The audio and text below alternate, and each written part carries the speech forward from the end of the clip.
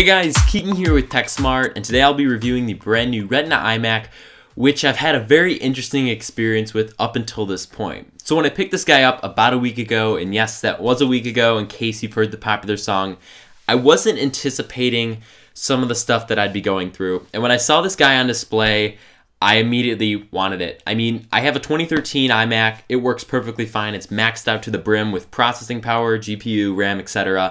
So it wasn't like I was lacking in that department at all. But when I saw this guy on display, I mean, just look at it. It's 5K, has a lot of pixels, and I really wanted it. And I, again, did not anticipate having some of the issues that I've had up until this point. So I got the baseline model just because I thought I could handle it totally fine.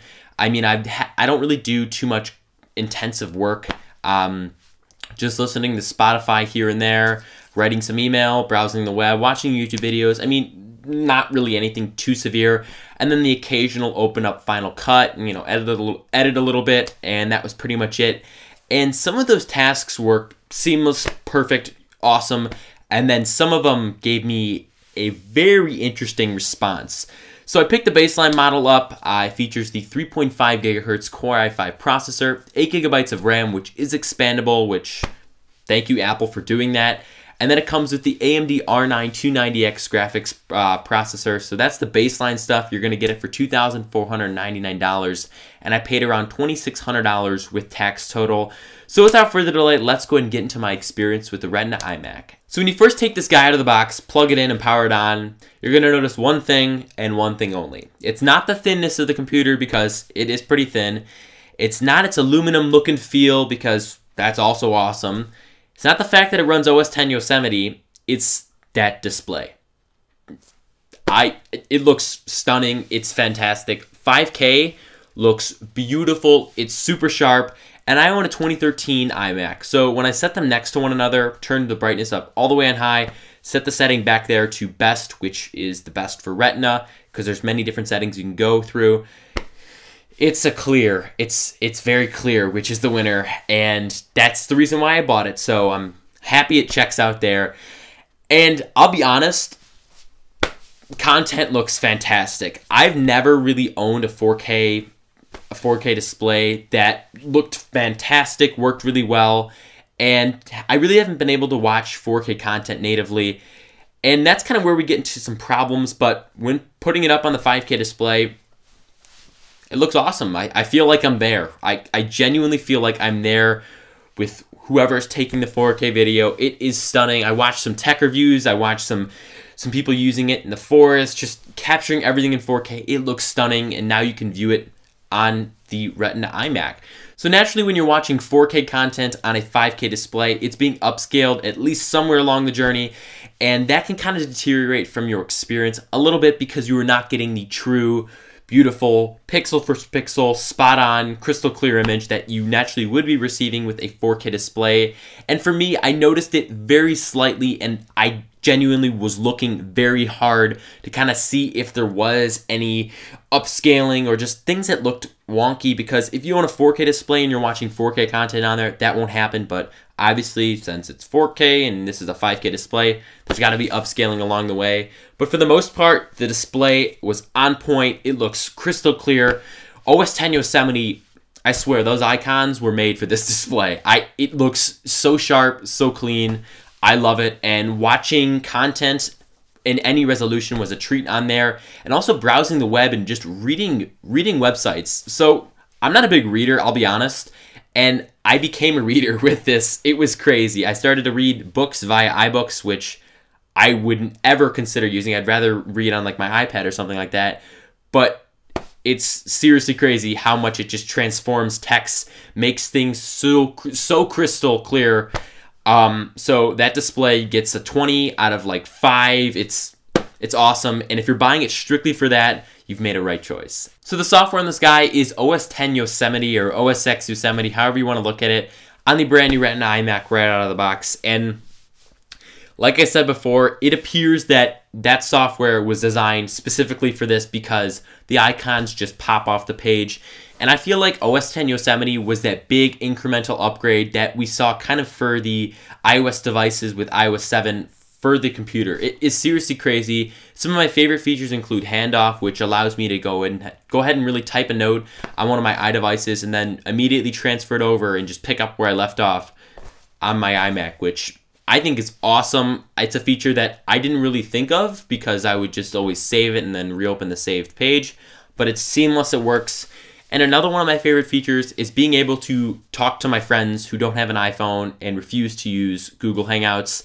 Some of them watch these videos and I'm talking directly to you because I gotta tell you, I'm not a fan of using SMS, but now that it's easier to talk to you, I can now go ahead and talk to my friends who won't use Google Hangouts or won't use iMessage because they don't have an iPhone, just via using SMS on iMessages. It's an awesome thing. You can use it on your Mac. I know you were able to use it on your iOS devices if it has a cellular connection, but being able to respond to you guys on my Mac, it's a fantastic feature, and it just doesn't leave you guys out of the party, which I greatly appreciate because I hate picking up my phone when I'm at my computer just to go ahead and talk to the few people who have SMS on their phone. So that's a big plus there. And there's also a lot of other upgrades such as black mode, which looks really awesome on this guy. So there's many awesome little hidden tips and tricks and little quirks of OS X Yosemite that look fantastic on the Retina iMac, and honestly, software and a great display go hand in hand. So let's get down to some of the nitty-gritty stuff, which is specifications. So this is the baseline model. It comes with a 3.5 gigahertz Core i5 processor, 8 gigabytes of RAM, which is expandable, and that's something I will be doing because it's a very easy thing to do on the back, and thank you, Apple, so much for not soldering it to the motherboard. And then the AMD R9 290X GPU, and you can actually upgrade that, but you are obviously paying more money. So this is the baseline model. It goes for $2,499, and to be honest, it worked fine for most of my stuff. I was able to navigate around, play some games, which I really never just did on my old iMac, but I played a throwback game that was once pre-installed on my school computers because the administrator was awesome and wanted us to have a little bit of fun when we were learning and doing things that no one really wanted to do. And I set it all the way up, and the resolution isn't anywhere near what the 5K resolution is on this guy, so it looked stunning, and games look awesome. Web pages just fly off the page, and generally for performance, I didn't notice an issue. But there were those times when the iMac got a little bit wonky. Things froze. For example, I like to browse Final Cut 10 here and there, record my audio, which I typically do for these videos, but I'm using Audacity for this specific video for this reason why. Anytime I opened up Final Cut 10 using the best Retina setting, which can be changed for just different things in the settings menu, it would freeze every single time. I thought it was just me, so I reinstalled the application twice. I reinstalled the operating system twice to see if there was any kinks. I restarted the machine a few times because that's naturally what we think to do, but it got so bad I couldn't click anywhere. It was just the hovering spinning ball of death, and that's pretty much it. So I had to unplug the iMac repeatedly, and I've learned that Final Cut Pro 10 does not like the best Retina setting on my Retina iMac. It just won't be a thing. It'll never be a thing. Maybe it's something to do with the software. Maybe it's my specifications, but I noticed some problems like that. And then something else that I noticed was I'd be browsing Google Chrome. I'd have 5 tabs open or so, which really shouldn't be a concern for a desktop computer with specifications that kind of blow it out of the water, at least for those tasks. And then the computer would close all the tabs and just sleep. And I thought, what just happened? And I just sat there and I was like, okay. And then I just shook the mouse. Nothing would happen. So then I had to hit the power button, just click it on the back, which is nicely placed, by the way, and it would turn back on. So I noticed that around 3 to 4 times just in like a mid-browsing session when I was just like watching YouTube videos or something like that. And that was really the wonkiest thing I've ever seen. Also, when you are browsing videos that are not on YouTube's website, and I tried many different websites, you cannot go full screen on it.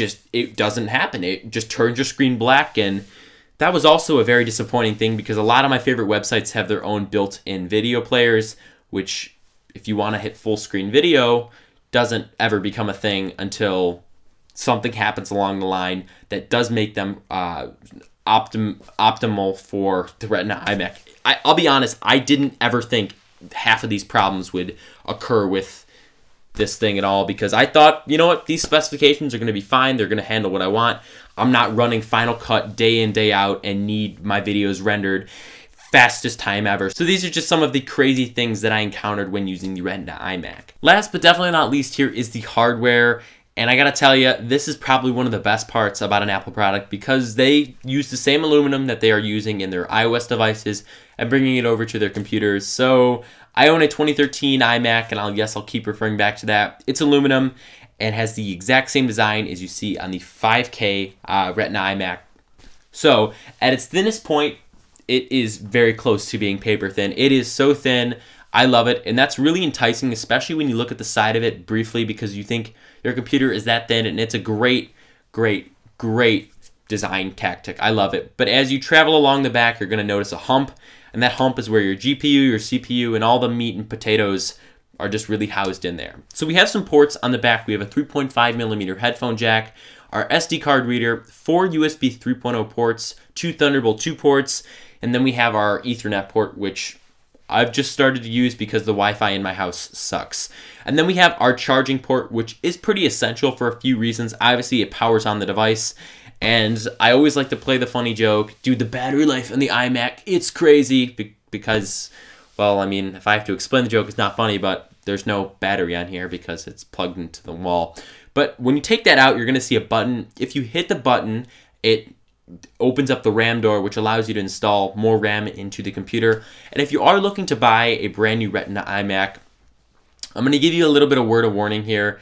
Please do not spend the extra money and get 32 gigabytes with Apple. You're going to save a lot more money if you buy it off market from a site like OWC, because let's face it here, Apple wants to make as much money as they can, and they don't have a problem screwing you over. But OWC gives it to you at a fair price, which is discounted, and you're going to be able to get that 32 gigabyte option, the 16 gigabyte option, whatever you want, they have over there.